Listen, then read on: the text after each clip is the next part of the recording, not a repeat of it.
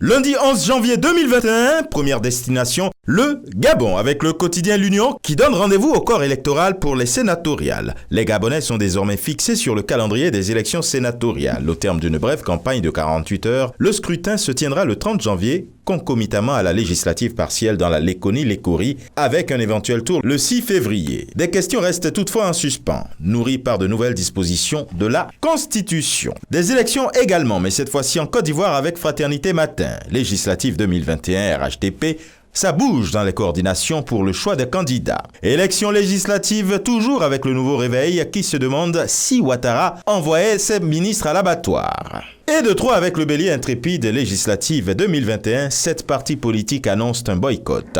Action gouvernementale avec le Patriote qui propose à la lecture les 5 défis majeurs d'Ahmed Bakayoko.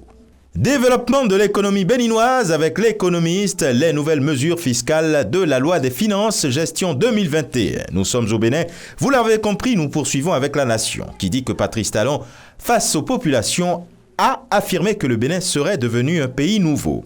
Matin libre titre, fin de mandat et difficile bilan dans des secteurs. Comment Ouattara tente de se dédouaner? Au Burkina Faso, avec le quotidien L'Information pour tous, il est question du deuxième mandat du président Kaboré. Liste complète du gouvernement d'Abiré.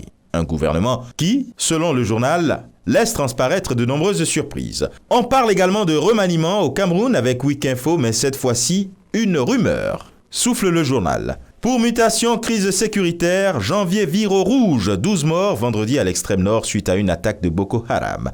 Un raid des sécessionnistes fait 6 morts à l'ouest. Le début d'une année dans le sang, conclut le journal.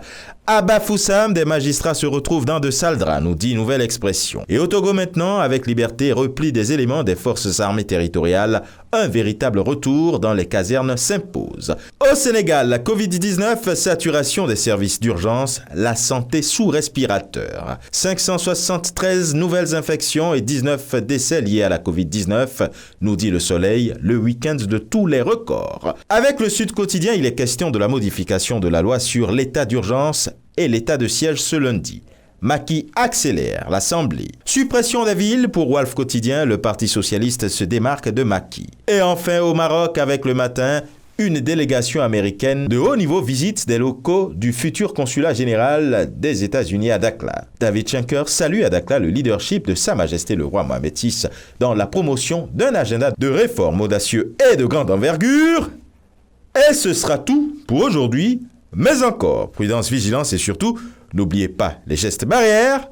Excellent début de semaine et à demain.